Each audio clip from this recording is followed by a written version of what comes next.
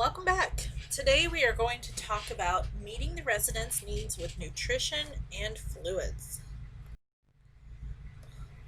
So, some different things that we'll talk about are why our adequate nutrition and fluid intake are important for our residents, what the nutrition does in our bodies, what food choices are related to death and dying, and then nutritional related situations and how to kind of help out those situations.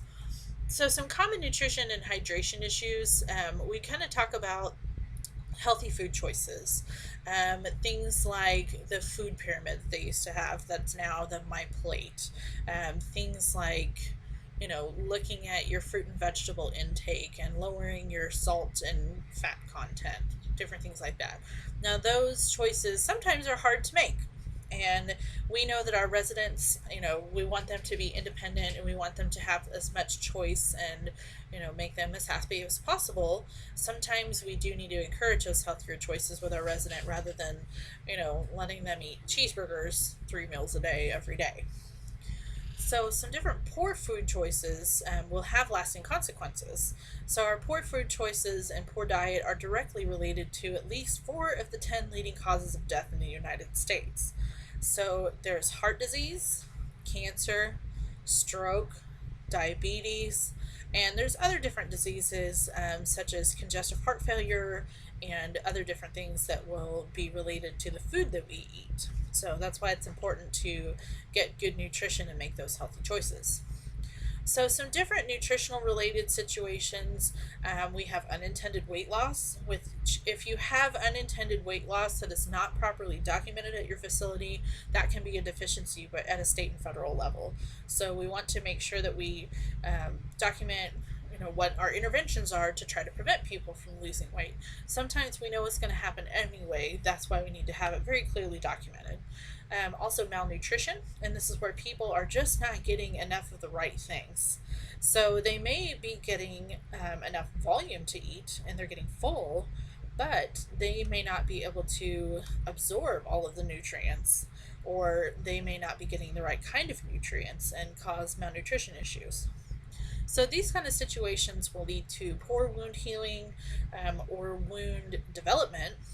They will lead to lowered resistance of infection, other health problems, and definitely a diminished quality of life. Because if you don't have a healthy diet and you don't have that energy that your body needs, the food as your fuel, then you're not going to be able to get up and get around and do the things that you want to do. So, throughout this chapter, we'll talk about the different parts of the digestive system. We'll talk about the mouth, the teeth, and the tongue, also known as the oral cavity. We'll talk about the esophagus, talk about the stomach, talk about the small intestine and the large intestine. And we'll talk about not only what they are, but what they do and why we need them to work. So then we'll also talk about different changes in the system that will happen with aging. So the mouth, teeth, and tongue are considered the oral cavity.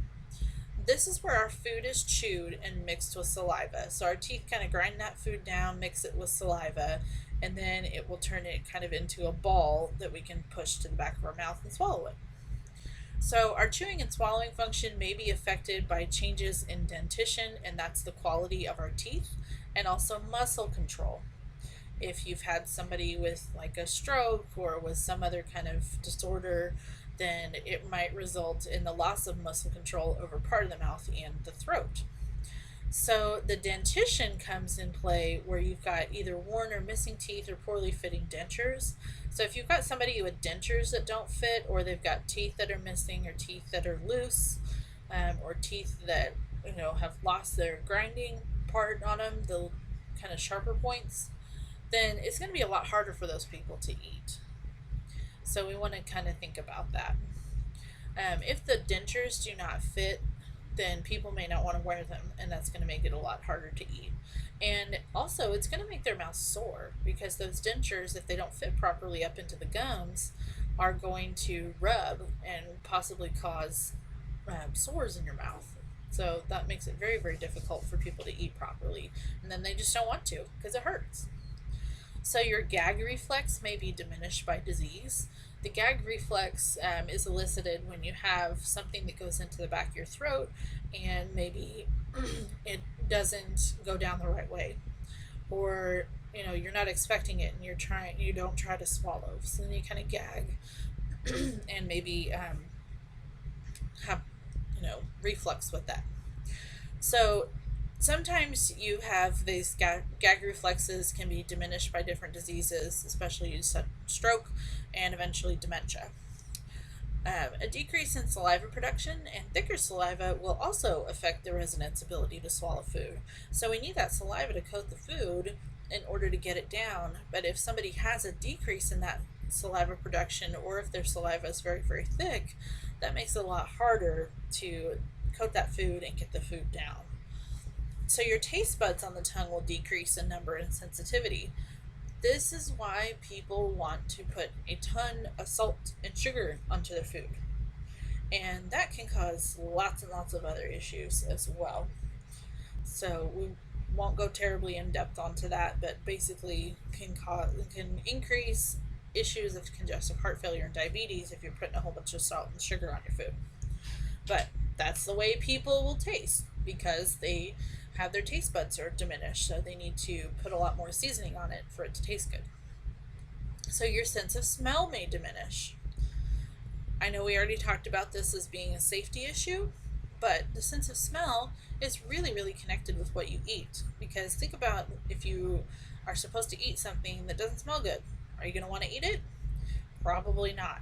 So if you can't smell that food coming out, and the smell of the food sometimes will trigger all that saliva release. So if you can't smell all that food coming out, you're not getting that saliva release triggered, and it may not taste quite as good. So that's really, really going to affect the way somebody eats. So the sense of thirst also declines with age. So kind of think about that one. If you were, thirsty right now, chances are you're already on your way to being dehydrated. Well, the elderly person, it's going to take a lot longer for them to feel that sense of thirst and to want to do anything about it. They may just not want to drink at all. So that can also lead to some other different issues. So the individuals may not be able to recognize that they're thirsty, especially when you get into dementia issues and that the body needs more liquid. So even if you offer them a drink, they may think, oh, well, I really don't need it, even though they definitely do. So that's an uphill battle sometimes, and it is a challenge. But in order to keep our people drinking as much as they should, we need to offer food and fluids, or definitely fluids in different types, pretty often. So if you recognize that, say you have a resident and they really like Crystal Light in their water. They're not a great drinker, but they'll drink if they've got that Crystal Light in their water. Put it in there, offer it to them. See what you can get in order to get it down. So the esophagus, the point of the esophagus is to carry the food from the throat to the stomach. So the esophagus is located in the back of your throat, or in the in the back of your throat. And its purpose, again, is to carry food from the throat to the stomach. So when you swallow, there's this little flap of muscle that normally covers the esophagus. And when you swallow, that flap of muscle kind of does a little flip. And it goes from your esophagus to cover your windpipe or your trachea. This is what prevents us from getting food down into our lungs and fluids down into our lungs. This piece of muscle is called the epiglottis. epiglottis. The epiglottis, that little flap of muscle that goes from your esophagus over your windpipe when you swallow.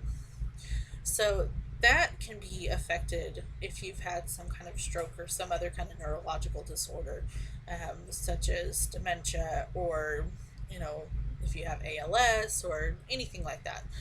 We'll get more into those different disease processes later on in the course, but just kind of be aware that that's what happens. So your food has traveled through your mouth, gotten swallowed, going down your esophagus. Next stop is the stomach. The stomach will mix food with your gastric juices to begin that chemical breakdown process, and it empties food material gradually into the small intestines. So, decreased stomach motility, and the motility is the movement of the muscles, it may result in feeling indigestion and flatulence, and decreased stomach motility may also result in somebody feeling full all the time. So they may not want to eat if they feel full all the time because their stomach still has the food that they ate last time, even though it's been a while, because all their muscles are not working correctly. So irritation and inflammation of the stomach is much more likely if you've got that decreased stomach motility. So that's when you have things like gastric reflux disease, ulcers, just all sorts of problems where people complain that their stomach hurts, it's burning, it's painful. Yeah, that's very, very much more likely to happen if you've got that decreased stomach motility because all that food's still sitting in there, so your stomach is releasing more and more and more gastric juices and acid to try to break it down. Not a good thing. So once everything moves out of your stomach, then it goes to the small intestine. So the contents are mixed and moved by a process called peristalsis, and this is a rhythmic wave-like contraction of the digestive system's muscle wall. So the esophagus does peristalsis as well to get everything down to your stomach, and then after the stomach goes to the small intestine, and small intestine starts the peristalsis down there. So most of the digestion and absorption of the usable materials or nutrients will occur in that small intestine. So decreased digestion of some materials may happen because of decreased digestive enzymes. So if you have any pancreatic or liver problems, then you may not have those digestive enzymes available to help break everything down the way it should. So if you also have small intestine problems, you may have decreased absorption of some nutrients. That's where you have kind of the malabsorption issues going on, or the malnutrition. So you may be eating everything that you should, but if you've got small intestine problems, then your body may not be able to absorb those nutrients the way that they should be, and then they're just going to go all the way out of your body. So normally for the small intestine, when they're finished with all of the food, it goes to the large intestine. So in the large intestine, then your body takes back some of that water that's mixed in there. Then it will store the material that the body cannot use until it's expelled from the rectum through the anus. And this is the process of defecation or pooping. So this is where the poop comes from, if you ever wanted to know. Now you do. So decreased peristalsis or decreased motility can lead to constipation. This is constipation and decreased motility can be one of the side effects of immobility. So if gravity is not doing its thing and all of the stuff is sitting there, then you're not going to be able to, take more stuff in, and all of the poo is going to be kind of stuck in your large intestine and not get out. It's going to fill up, make you feel full, then you don't want to eat, then you don't want to drink. Well, then you don't have enough water to get all that poo out. You need lots and lots of water for that. That's where constipation definitely happens, and it's a vicious cycle to try to get that under control. That's why we need to get people up out of bed as much as possible, or at least sit them up to eat. So some different things that can affect the resident's nutrition and hydration status: definitely decrease activity. So just like we talked about before, the decreased activity will definitely affect how much they want to eat. So the decreased activity will lessen their caloric need, so they don't need to eat as much. This can be really, really harmful if you've got somebody that still likes to eat and they've got a lot of decreased physical activity. So then they gain weight and their muscles waste and they have more fat deposits. So by the time they do want to try to get up and move, lots and lots of issues with that.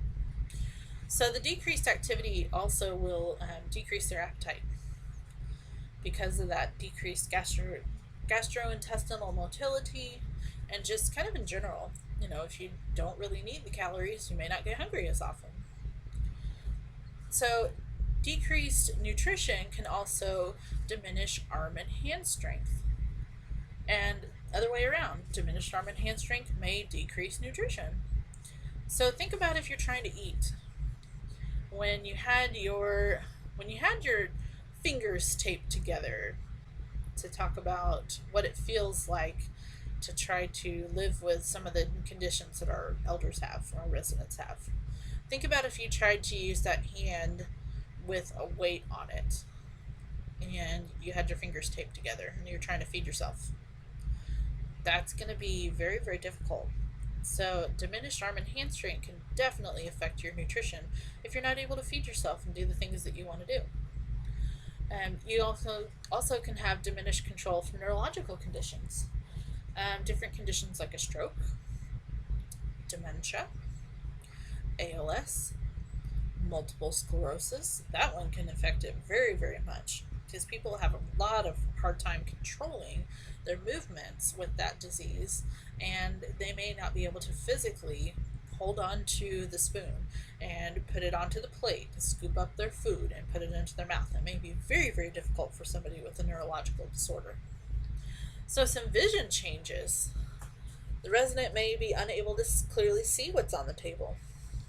So imagine you have a meal of chicken fried steak smothered in gravy with mashed potatoes with more gravy and steamed cauliflower in a roll on a white plate on a white tablecloth. How difficult do you think that's going to be for your resident to see that? It's going to be extremely difficult if they are unable to distinguish what it is that they're eating. Then people might decide, well, I don't know what it is. I'm not going to eat that. If I can't tell what it is, why would I want to eat it? So you need to kind of think about presenting that meal in a way that the resident can see it. So maybe if you have that meal, maybe not smother the chicken fried steak so much in the gravy. Keep some of it where they can see the chicken fried steak. Yes, we can't help white gravy on mashed potatoes, but point it out where it is. Some residents may need to use a clock. So you might say, well, your chicken fried steak's at 12 o'clock, mashed potatoes at 3, your cauliflower's at 6, and your roll is at 9. That is very helpful for people that have had vision changes. Another thing you can do is see if you can get a different colored plate, or see if the resident wants different colored food. No, we're not going to add green dye to everything so that they can see it, but what you can do is, rather than having the cauliflower, encourage them to see if they want some broccoli or green beans or whatever else kind of alternative vegetable you have. Kind of get some color on their plate, get some variety. Or just change the color of the plate itself. That's going to help a lot to have a different visual background than the objects that are on the plate. So some other things that can help affect the nutrition are medications. Some of your medications may affect how the food tastes.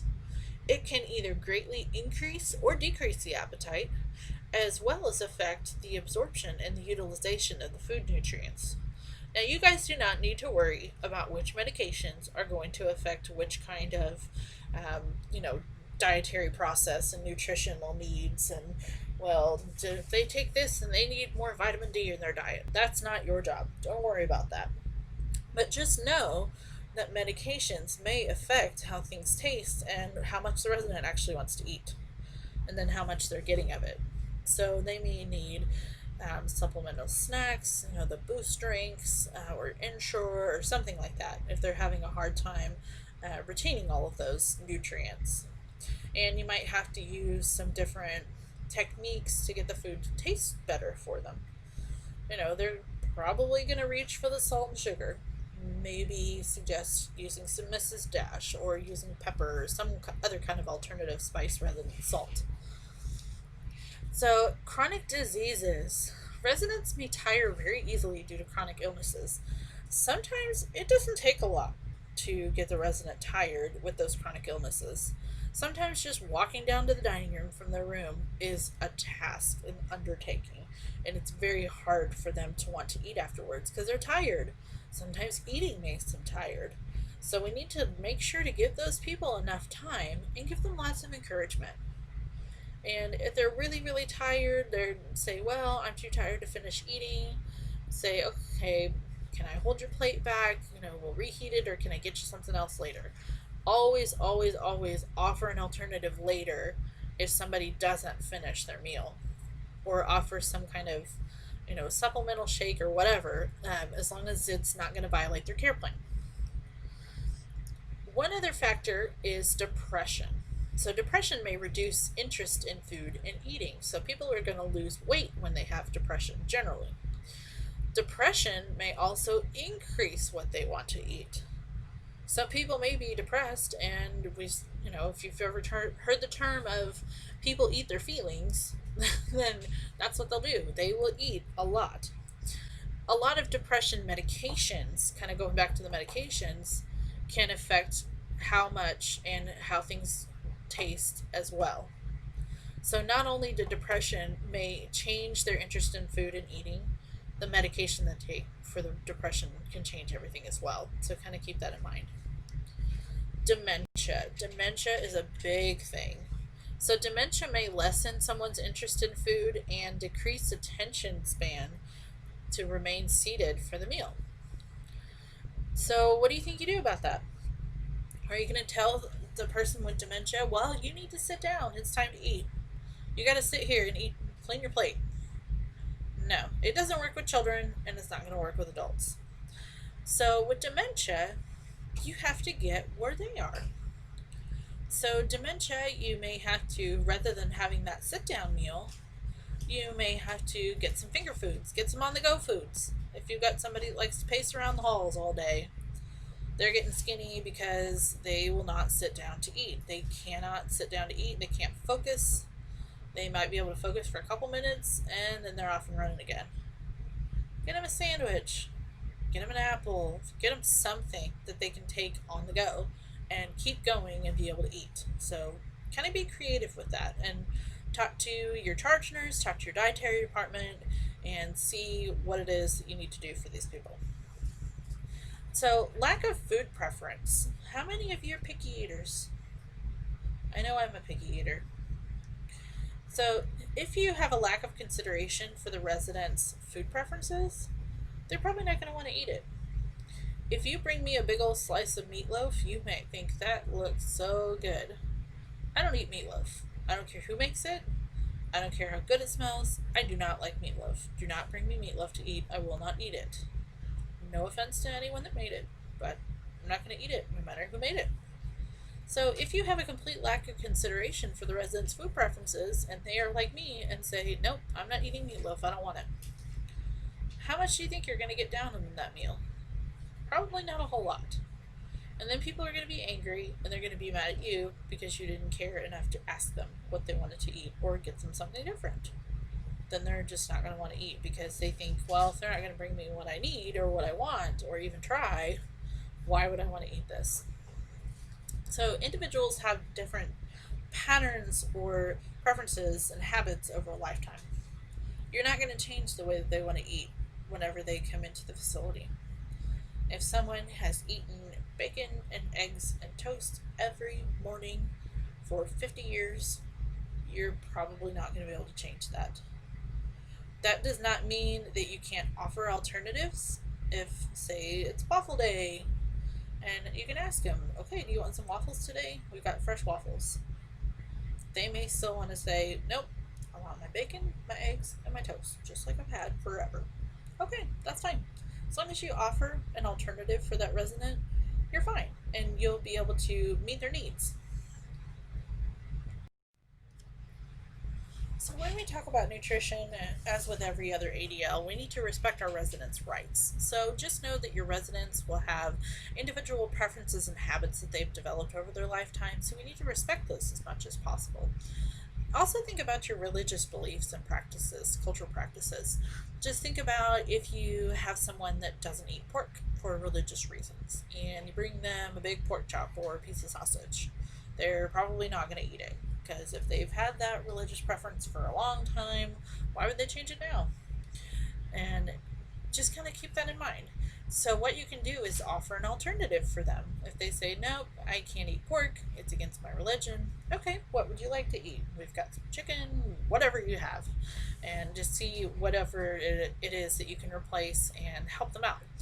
Um, so, this will not only provide for their spiritual well being because you're accommodating for their religious beliefs and not trying to go against it, but then it will also help their physical well being, but mainly their spiritual, because you don't know if they're actually going to eat the chicken once you bring it, but you've definitely met that spiritual well being by offering an alternative that is not going against their religion. Residents' families are a huge source of information. So they can provide a lot of helpful information about what your resident likes, what they don't like. Do they like to get up at 7 o'clock for breakfast in the morning? Do they like to get up at 8 o'clock? Whatever it is, however it pertains to the nutrition, as well as the other ADLs, you can get a lot of good information from the family. So you want to always report information about the resident preference to be part of the care plan. So say you've got that person that's brand new to your facility and it's not recorded anywhere that they will not eat pork because of religious reasons. That's something that needs to be incorporated into the care plan. So it's your job to tell the nurse so that you can get that put in there. So you always want to incorporate your restorative measures as part of your assistance with the resident with nutrition and fluids. So look at your care plan and see what kind of restorative plan they may have for eating. So the restorative plan for eating may be that they just need somebody to supervise and cue them. So maybe they forget to eat. They can feed themselves. They have no physical problems, putting the fork up to the mouth, putting the food in their mouth and swallowing. They just forget. So they need somebody to remind them. So that's part of their restorative goal. So we always want to keep the residents as independent as possible and only assist with what they cannot do for themselves. So that's why in that case we would cue someone rather than feeding them, because they still can do the physical act. It's just the mental part that they have a breakdown with, or whatever the case is. Make sure that you keep the person as independent as possible and follow their restorative goals. So your food service director will be the one that will help plan the meals to meet the residents' nutritional needs, and your facility philosophy of care will influence how the food is presented and prepared. So the meals can be prepared in a central kitchen and then delivered to the unit on trays, or the food may be prepared in a resident's household and served family style with traditional dishes. So say it's lasagna day. So that food may be prepared in the central kitchen, and maybe they have a mix of it where they bring the lasagna to the unit and you serve it there, and you don't have trays ahead of time. So just it really depends on where you're working at and what their physical setup is as well. So the meals might be served on a regular schedule or prepared on the unit when the resident requests it. This works really, really well with especially breakfast. So say you have a bunch of residents that really don't like to get up that early, and you start breakfast at 7 but it ends at 9. You got people coming out at 8:30. They say, well, I want some bacon and eggs. Okay, you make it right there. So that's one of the possibilities, which is really, really great to have. That may not be the best possible physical setup for your facility, so it just really depends on where you're at. But every facility should be promoting those residents' rights, and their right to choose and to have those preferences as much as possible. So there is one other person that's involved with this, and that's a nutrition assistant. Now, this person is going to have limited responsibilities. They cannot provide any direct hands-on care, but they can do things like help the resident eat and document. So the nurse will assign appropriate residents for the nutrition assistant to help. So people with no complicated feeding problems, people maybe that don't have any trouble swallowing, maybe they don't have any thickened liquids, they just physically can't feed themselves. Then the nurse will give pertinent information about that resident and explain how to assist them. So they will let them know, okay, they need help with, getting the cup up to their mouth, and maybe you need to guide their hand whenever they feed themselves because it shakes. That's an easy thing for the nutrition assistant to do. So the nutrition assistant will only provide that direct care of assisting the resident to eat. The nutrition assistant can also push the resident's wheelchair so they can get them down to meals, but they cannot perform any of those other direct care ADL tasks like dressing, grooming, bathing, all that good stuff that you're going to normally do as a CNA. The nutrition assistant cannot do that. So the nutrition assistant can perform housekeeping and dietary services if properly trained, but again, no direct hands-on care to the resident besides pushing a wheelchair and helping them eat. So the nutrition assistant, as well as the CNA, will report observations and problems to the nurse. So we want to make dining a pleasant experience for people, because a lot of times when people are in the nursing home, sometimes dining is the one thing that they really look forward to. So we've found out that residents will eat a lot better when they're dining with others. So we want to make it a social interaction with the residents and staff as much as possible. Most of your residents are going to eat in the dining room, but some of them choose to eat in their rooms, and that's okay. We want to try to get people out of the rooms as much as possible and interact with the other residents, because it generally does make the residents happier and they live a more fulfilling life. So when it's time for that meal, we want to verbally prepare the resident. So you might say, it's almost time for breakfast, or what time do you want to get up and go to breakfast today? Just ask the resident and kind of talk to them. So you want to verbally prepare them and just let them know it's time. So you want to dress and groom the resident appropriately for social contact. A lot of residents don't mind coming down to breakfast in their pajamas or in their robe. Some of them may think, nope, I need to get myself dressed, I got to put my makeup on, I need to get ready for the day before I can even go out to breakfast. So that's okay. It's up to your resident how they want to present themselves to the other people. So assistive devices such as hearing aids, glasses, and dentures should be in place and functioning when you take people down to the dining room. Make sure that you get those items out of the dining room when the person is finished, because we know hearing aids are very expensive, dentures are really expensive, glasses are really expensive. So we want to make sure that those people come out of the dining room with the same things that they went in with. So we want to also make sure that people have been toileted and they have their comfort needs. So you may want to, if I talk about breakfast, especially just because, it's the first meal of the day, that's when people are going to be getting up. You want to get people up and get them ready, take them to the bathroom first. How many of you like to get up after you've been in bed all night and immediately go and eat without going into the bathroom first? Not a great idea. So one thing I will kind of point out is, if you have somebody that needs to be weighed, the best time to get their weight, first thing in the morning, after they've gone to the bathroom, before they eat. So make sure you take them to the bathroom first, go get their weight, and then they can go eat. But yeah, a lot of your residents are not going to want to go eat right when they get up without going to the bathroom first. And always assist that resident to wash their hands. Wash their hands after every time they go to the bathroom. Even if they're not doing anything with the physical act of wiping or cleaning up after the bathroom, you still need to have them wash their hands, especially if they're going down to a meal. So make sure that if you've got your residents in the dining room or even in bed, residents will eat a lot better and a lot more safely when they're seated in the upright position. So their head should be positioned slightly forward, tilted a little bit and downward, and their body should be in alignment. So that means their spine should be straight. If the resident has to remain in bed, put them in that Fowler's position. Make sure that head of the bed is elevated to the highest position and that they're, sitting up in bed comfortably and they're not kind of slumped down in the bed. So make sure that you support that resident's body and head. You may need to put pillows. Say they lean really far to the left because they've had a stroke and they can't sit up quite right.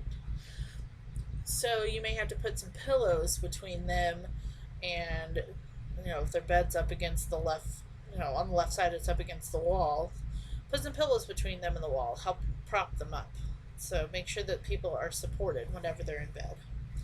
So clothing protectors can be used in place of, what we traditionally thought of as a bib. A bib is a very, very demeaning term Just like we don't call the incontinence products diapers, terrible term, we don't call the clothing protectors a bib because that implies that you're a child. And these are not children, they're adults.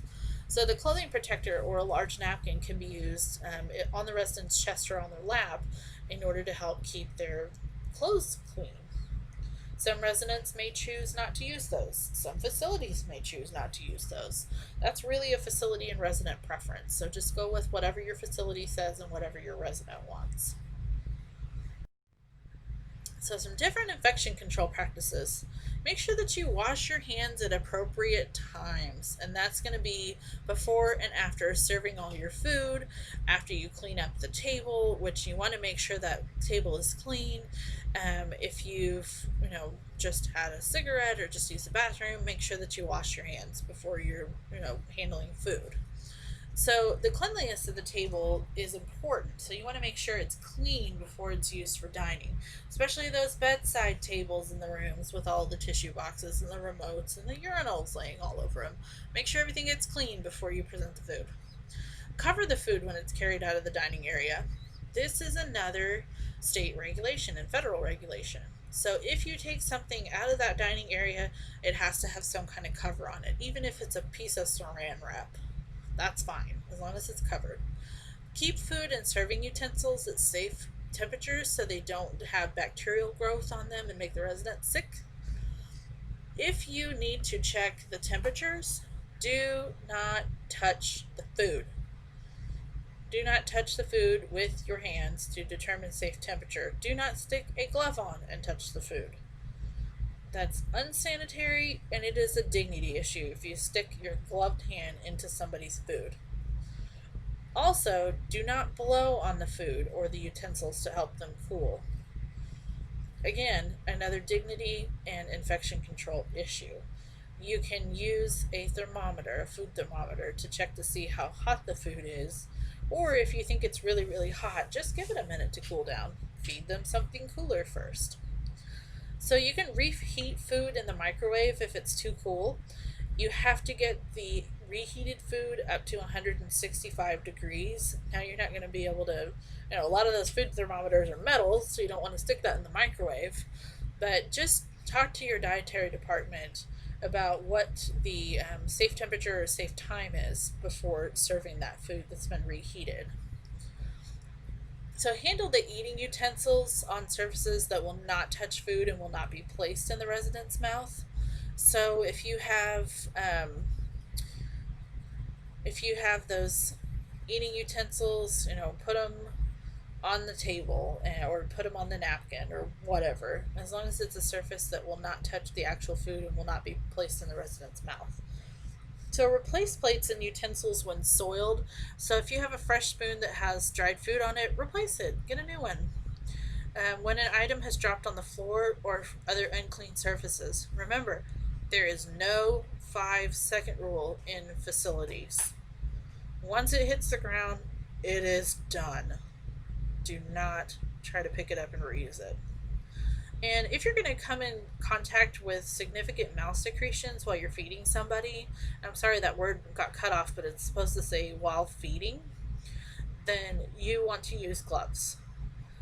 Don't use gloves just when you're feeding somebody otherwise, because that can be a dignity issue. But if you've got somebody with a whole bunch of secretions and you think you might come in contact with them, definitely wear your gloves.